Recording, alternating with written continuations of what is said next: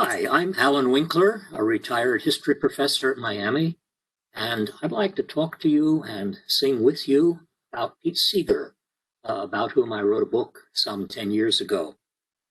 Back in the summer of 1962, as I was getting ready to go to college, I drove up from New Jersey, where I lived, to Massachusetts, where my parents were working on a summer program. When I got there, my mother said, we're busy this evening, but I've gotten you tickets for a Pete Seeger concert. I didn't know who Pete Seeger was, but my cousin, with whom I was traveling, banjo player from Oberlin College, said, you'll like this. And we went in Lenox, Massachusetts, and I loved it. When I got to college, I found a Pete Seeger record and played it in my dorm. And over the years, I began to play folk music. I bought my first guitar in that summer of 1963 and played at it for about 30 years until I finally started taking lessons, and that helped a great deal. Pete became a kind of hero to me. He's the father of American folk music.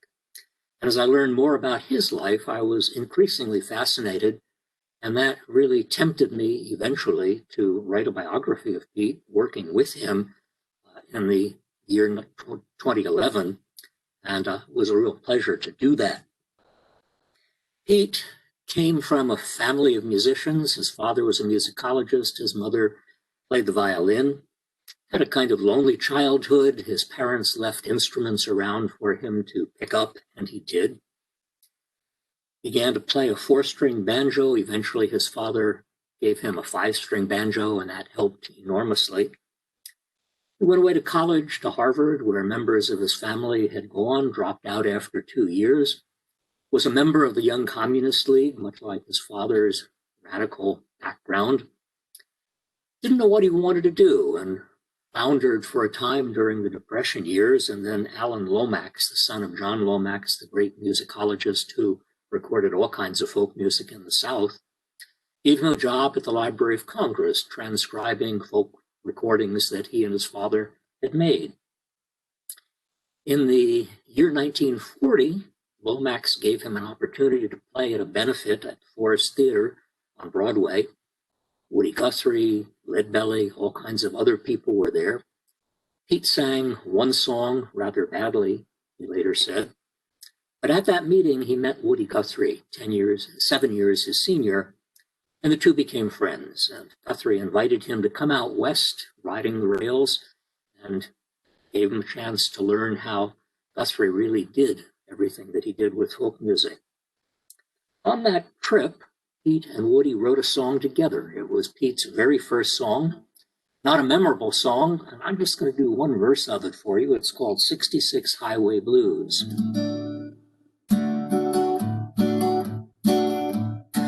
There is a highway from coast to coast, New York to Los Angeles.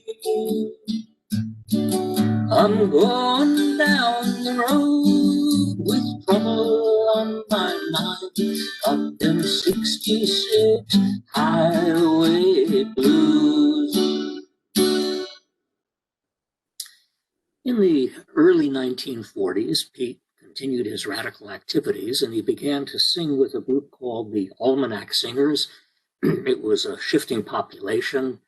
As Woody Guthrie, who joined them occasionally, once said, it was the only group he knew that rehearsed on stage. In that effort, they sang all kinds of labor songs in particular. This was the age when the labor movement was taking off after Franklin Roosevelt's activities in the 1930s. And one of the songs that they sang, one of Pete's, again, early songs, was like this. Solidarity forever, solidarity forever, solidarity forever, for the union makes us strong. The war came, and Pete, even though he was a pacifist, felt he needed to do his part and went off to the Pacific, where by and large he was not in combat. He played his banjo, he taught music to people on Saipan and elsewhere. He came back after the war was over, determined to try to promote folk music and wanted to get people to do that. In around about 1950, he and 3 other people, Lee Hayes, John Hellerman, Ronnie Gilbert, and Pete, put together a group that they called the Weavers. And they began to sing at the Village Vanguard in Greenwich Village in New York City. One of their very first songs that they wrote, they sang lots of old songs, but they sang a song together and recorded it, was a song that Pete and Lee Hayes, baritone with the Weavers, wrote. Pete once said it was a collector's item because only a collector might have heard about it, but in fact it became a real anthem when Peter, Paul, and Mary recorded it in the early 1960s. It's called If I Had a Hammer. We're going to do the first and last verses of this one.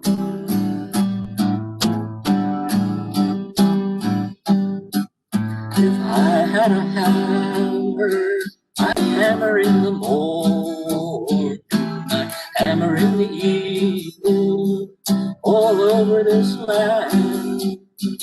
I'd hammer out danger, I'd hammer out war, I'd hammer out love between brothers and my sisters all over this land.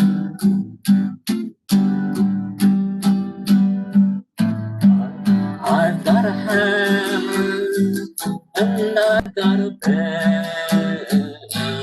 I've got a song to sing all over this land. It's a hammer of justice, it's a bell of freedom, it's a song about love between brothers and my sisters all over this land.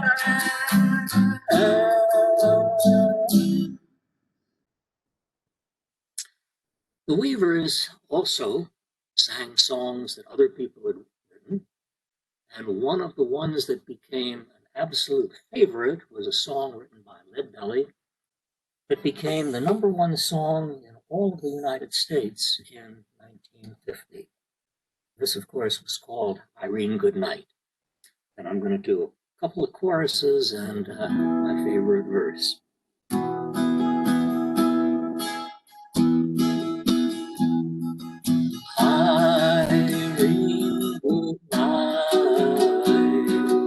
Irene, good night. Good night, Irene. Good night, Irene. I'll see you in my dream. Sometimes I live in the country. Sometimes I live in town. Sometimes I take a great ocean to jump in a river and drown. Irene, good night. Irene, good night. Good night, Irene. Good night, Irene. I'll see you in my dream. Well, the Weavers were enormously popular. They had all kinds of recording dates. But then in the middle of the 1950s, the McCarthy movement was in full swing. Pete, of course, had been a member of the Young Communist League. The other 3 members of the Weavers were also radicals, many of them members of the Communists. And fundamentally, the McCarthy movement shut them down. Lee Hayes was called up before the House Un-American Activities Committee, as in time was Pete. And the Weavers disintegrated, ultimately got back together, but at that point, Pete realized he needed to do something else himself. And he began traveling around the country, singing 270 days a year at high schools, elementary schools, summer camps, and the like. In 1955, he was traveling out to Oberlin College here in Ohio to perform before the folk music group. And while he was on a plane, he was reading a Russian novel by an author named Chokolov, and there were some lines in it that just intrigued him. Where did all the young girls go? They went to soldiers. What happened to them? And he thought about that for a while, and he put a kind of chorus that he had been just playing with in his mind before, and sang that song at Oberlin for the very first time. It, of course, became a major hit. It was called "Where Have All the Flowers Gone?" Let's do I'm going to do all of this because it tells a story and it's worth going through it. Where have all the flowers gone? Long time passing. Where have all the flowers gone? Long time ago. Where have all the flowers gone? Gone to young girls, everyone. When will they ever learn? When will they ever learn? Where have all the young girls gone? Long time passing. Where have all the young girls gone? Long time ago. Where have all the young girls gone? Gone to soldiers, everyone. When will they ever learn? When will they ever learn? Where have all the soldiers gone? A long time passing. Where have all the soldiers gone? Long time ago. Where have all the soldiers gone? Gone to graveyards, everyone. When will they ever learn? When will they ever learn? Where have all the graveyards gone? A long time passing. Where have all the graveyards gone? Long time ago. Where have all the graveyards gone? Gone to flowers, everyone. When will we ever learn? When will we ever learn? Beautiful song. In the mid-50s, at right about this time, the Brown versus Board of Education decision of the Supreme Court against segregation was handed down in 1954. Rosa Parks refused to go to the back of the bus in 1955, and that sparked what was called the Montgomery bus boycott. And Pete Seeger read about that in the papers and wrote a letter to Martin Luther King, who wrote back, and Pete sent a contribution. Then he decided to go back himself down south to learn songs, to sing songs, to participate in the civil rights movement. One of his very famous songs was something that he didn't write himself, but sang all the time. I learned it from a record, and it was one of the very first songs I sang with Pete when I went to begin to interview him to write my book. It's called "Oh, Mary, Don't You Weep," with a biblical tradition. If I could, I surely would stand in the rock where Moses stood, 'cause Pharaoh's army got drowned. Oh, Mary, don't you weep. Oh, Mary, don't you weep, don't you mourn. Oh, Mary, don't you weep, don't you mourn. Pharaoh's army got drowned. Oh, Mary, don't you weep. God gave Noah the rainbow sign. No more water but the fire next time. Pharaoh's army got drowned. Oh, Mary, don't you weep. Oh, Mary, don't you weep, don't you mourn. Oh, Mary, don't you weep, don't you mourn. 'Cause Pharaoh's army got drowned. Oh, Mary, don't you weep. Another famous song, old spiritual that Pete loved to sing during those years, Something sung in the churches all the time was something very familiar. This little light of mine. This little light of mine, I'm gonna let it shine. This little light of mine, I'm gonna let it shine. This little light of mine, I'm gonna let it shine. Let it shine, let it shine, let it shine. We got the light of freedom, we're gonna let it shine. Oh, we got the light of freedom, we're gonna let it shine. We got the light of freedom, we're gonna let it shine. Let it shine, let it shine, let it shine. But the song that was most important of all was the one that Pete had a hand in writing.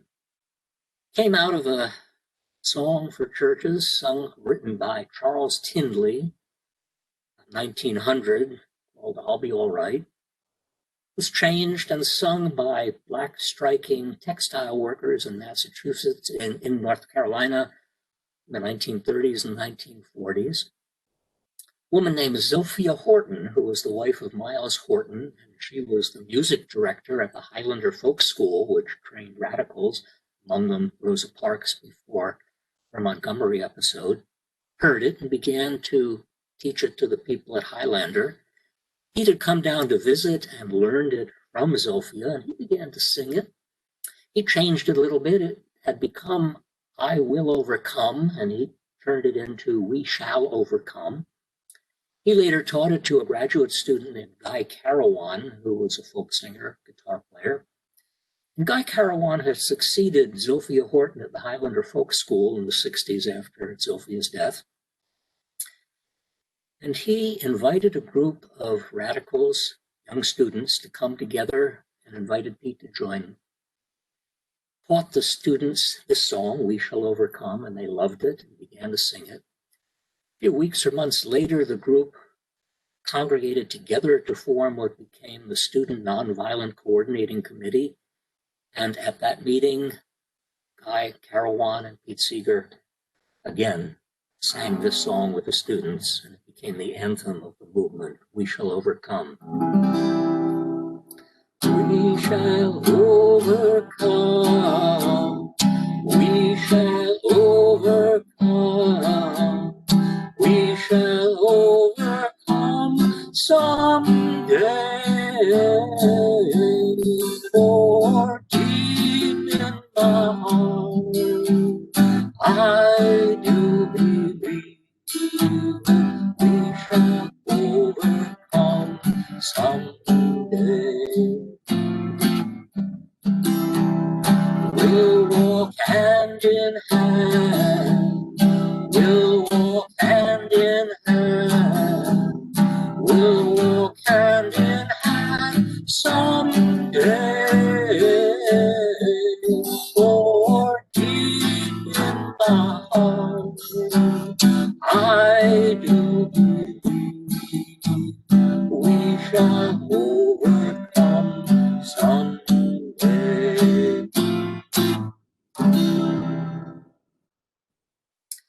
One of the real treats with that song is that back when I was teaching in Miami and I taught the second half of the survey course of 400 students, I would talk about the civil rights movement and sing some of those songs in the course of lecture.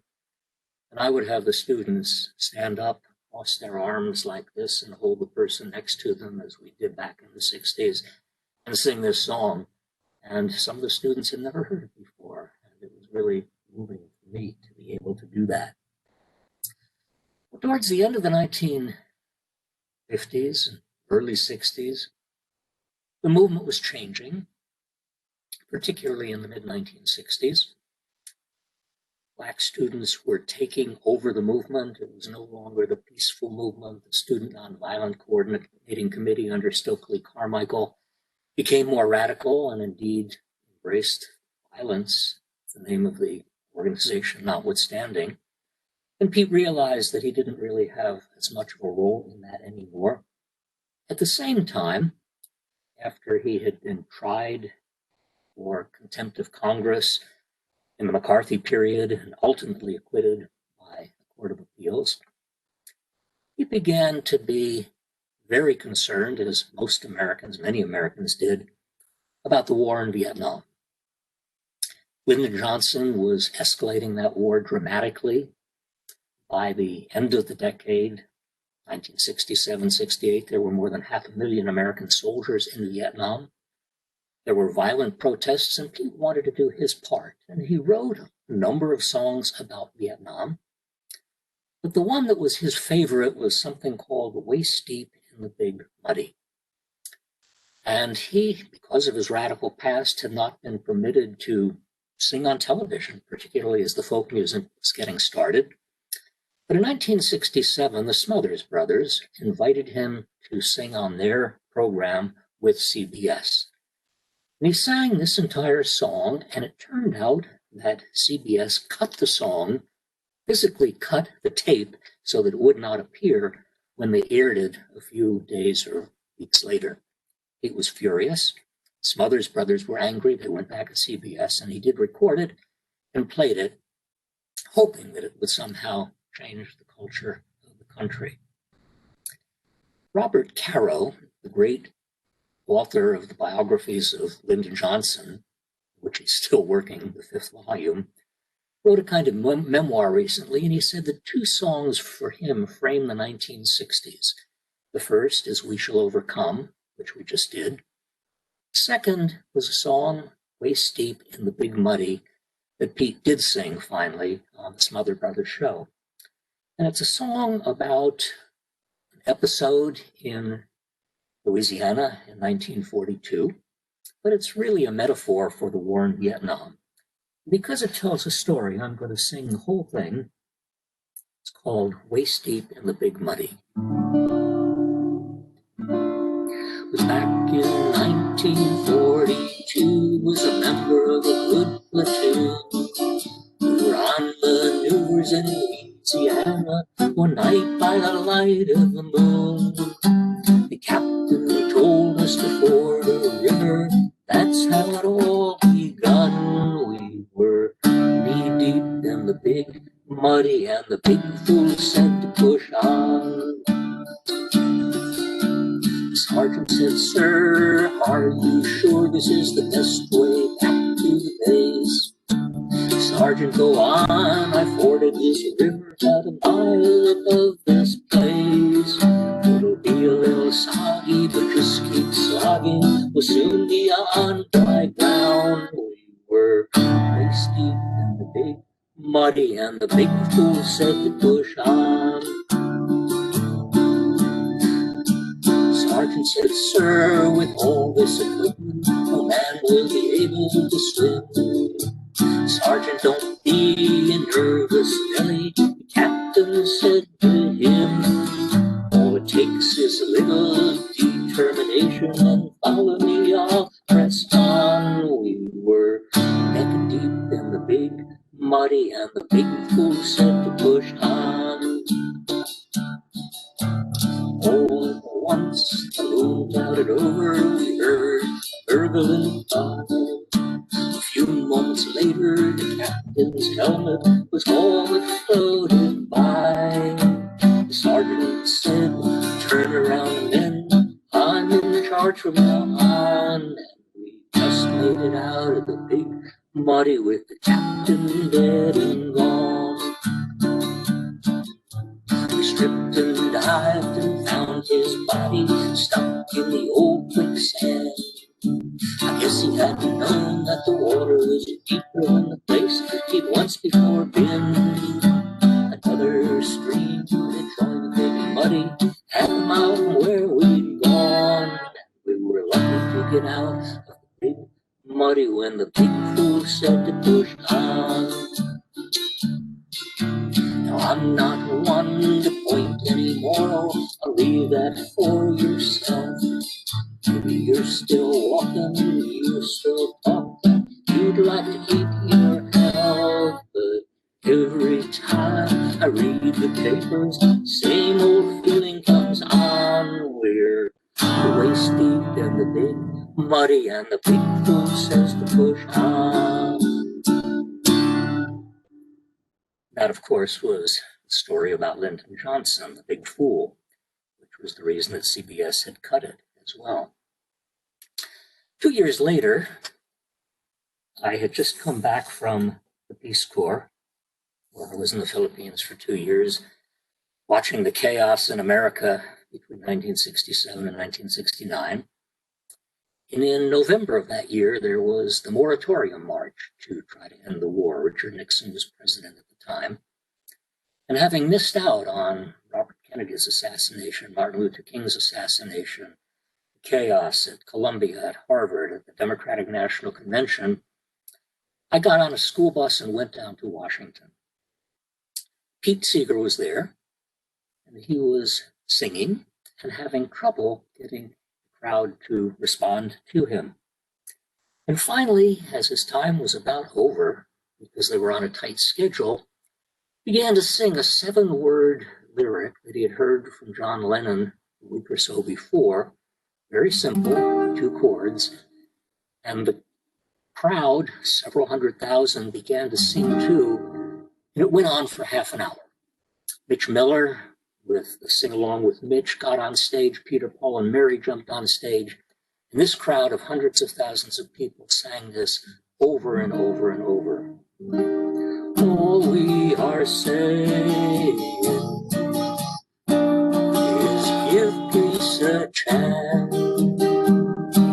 All we are saying is give peace a chance. It was a marvelous moment. It summed up the feelings and the thoughts and the ideals of the anti-war movement. The war continued, but the songs lasted. Well, eventually, the war began to come to an end, particularly in the early 1970s. There was a ceasefire in 1973. There was then the final takeover by the North Vietnamese, who unified the country under their own terms in 1975. And Pete understood that he didn't really have that much of a role any longer as the war came to an end. But he was getting interested in another movement at that time. This was the environmental movement. He had read Rachel Carson's book, Silent Spring, when it came out in the very early 1960s. Somebody had given him a boat, a rowboat, which he took on the Hudson. He lived overlooking the Hudson in Beacon, New York, about an hour north of Manhattan. Eventually, somebody took him out on a sailboat when he was at a concert after it was over, and he ended up buying a sailboat himself on the Hudson. The problem was the Hudson was terribly, terribly polluted. There were clumps of raw sewage that floated down. There were PCBs in the water. It was really an awful, awful mess. And Pete began to get involved in an effort to try to clean up the Hudson River. And he decided he wanted to raise the money by his singing to build an old sloop like those in the 19th century, 3-master perhaps, and use it to go up and down the Hudson River singing, raising money that could be used for the fledgling environmental movement. And he did that. And lo and behold, he raised enough money, and a man named Harvey Gamage up in Maine was willing to build the boat they wanted at cost. And it went into the Hudson, and it floated down from the Beacon area where it was launched to New York City, Manhattan. John Lindsay, who was then the mayor of New York, was on the boat. It became a real phenomenon. And Pete wrote songs to go with that entire effort. And one of the ones that he didn't think was that great a song, but was loved by a whole lot of other people, eventually kind of caught his fancy too. I'm going to do the 3 verses of this. It's called Sailing Down My Golden River. It's really a beautiful song. Sailing down my golden river, sun and water all my own. Yet I was never alone. Sun and water, old life givers, Allan M were here I roam. And I was not far from home. Sun and water, old life givers, Allan M were here I roam. And I was never alone. Life to raise my sons and daughters, golden sparkles in the foam. And I was not far from home. Sailing down that winding highway, travelers from near and far, yet I was never alone. Exploring all the little highways, sighting all the distant stars, and I was not far from home. Well, those songs really are among the best known ones that he wrote, but he also wrote a whole lot of other songs that are part of our national vocabulary now. I'd like to do a few verses of some of them because they're favorites. This next one, my wife Sarah and I a few years ago went to Cuba. It was still open and we could go. And everywhere we went, this song was sung. At every meal there would be a group of people playing guitars with this song. It's a song in Spanish. It means I'm a simple man and the songs I sing come from my soul. And Pete took an old melody, wrote a couple of lines to it, took old verses, and began to teach it to the groups he was singing. It's called Guantanamera.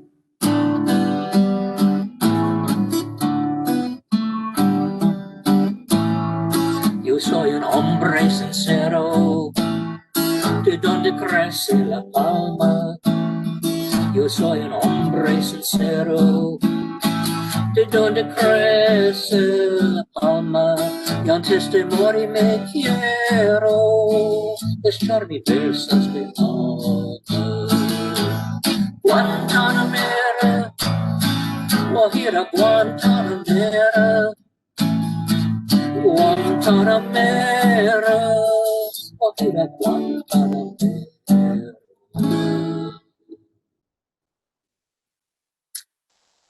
Pete's publisher, who published his music, once came to him and said, Pete, I'd like you to write a song that we could sell so we could make some money. And Pete said, fine, I'm good for that. But the publisher said, but don't write one of those purposeful songs. Pete said, well, that's the only kind of song I like to write. But he went away and he started thinking, and he ended up reading his Bible and found some verses in Ecclesiastes that spoke to him. These were verses quoted by President-elect Joe Biden the other night when he gave his first speech as president-elect. He wrote a chorus that had 3 words, and it was sold to the birds, and it became a #1 hit. He loved the way they sang it, and he sang it too. It's called Turn, Turn, Turn. To everything, turn, turn, turn. There is a season, turn, turn, turn. And a time for every purpose under heaven. Time to be born, a time to die. Time to quit, a time to reap. Time to kill, a time to keep. A time to live, a time to leave. To everything, turn, turn, turn. There is a season, turn, turn, turn. And a time for every purpose under heaven. Gorgeous song. He also wrote and sang a song that he picked up from a greasy spoon up in Michigan or Wisconsin on the back of a menu. Asked the owner if he knew who wrote that song. The owner had no idea. It was just left there. And it became a kind of song that was, aimed at people my age.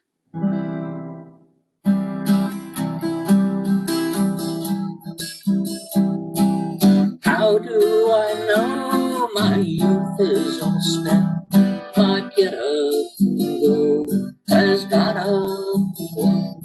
But in spite of it all, I'm able to do and think of the places my get up has been.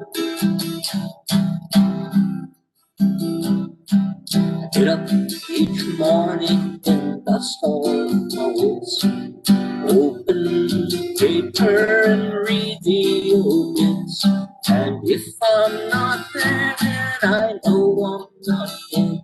So I eat a good breakfast and I go back to bed. How do I know my youth is all spent? I get up and go has got up and went. But in spite of it all, I'm able to bring and think of places my get up has been. I'm going to sing you one more song that Pete wrote. He wrote it when he was deeply depressed at the state of the world. This was his way of trying to get out of that dark funk. It's important to me because this is the very last song I ever sang with Pete before his death, and it's called Quite Early Morning. Here's the first verse. Don't you know it's darkest before the dawn? But this thought keeps me moving on. If we could hear these early warnings, the time is now quite early morning. If we could hear these early warnings, the time is now quite early morning.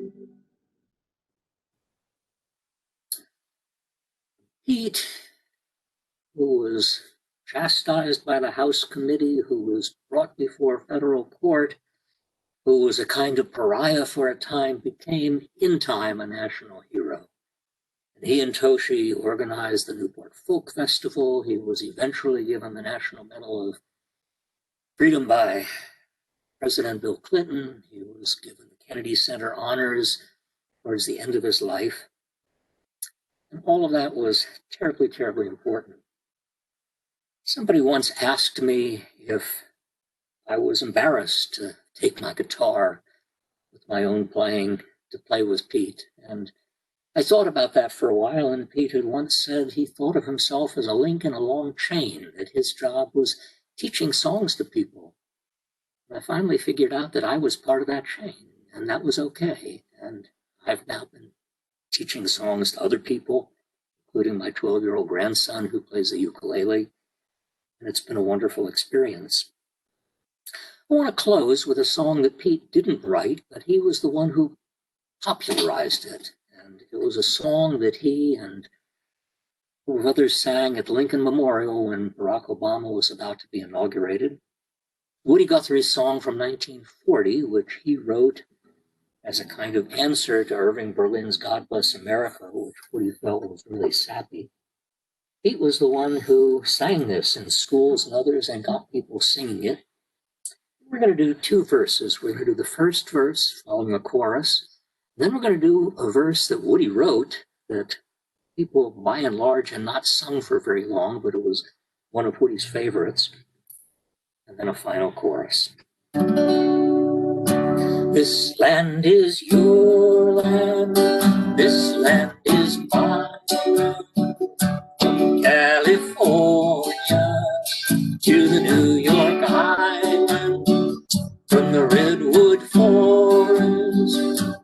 Gulf Stream water.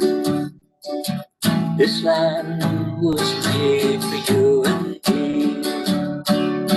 As I went walking that ribbon of highway, I saw above me that endless skyway.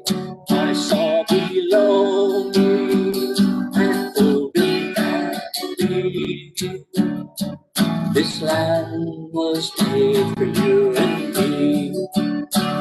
This land is your land. This land is mine.